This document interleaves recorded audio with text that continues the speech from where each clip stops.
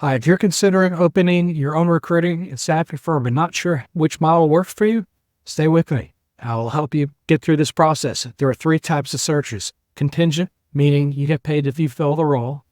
Contingent, which means the client will give you a deposit, and when you fill the role, they'll pay you the rest. Or performance or retainer based, where they will pay you initially upfront for you to conduct the search, your time and material, when you present 2, maybe 3 candidates, and then an offer acceptance. If all this seems overwhelming, don't worry about it. I can help you through this process. I've owned and operated a recruiting firm for 15 years, and I've got proven success helping founders in our business grow $100,000 up to $6 million in revenue. And I don't compete with you like other coaches. So if this is of interest to you, please click the link in the description below.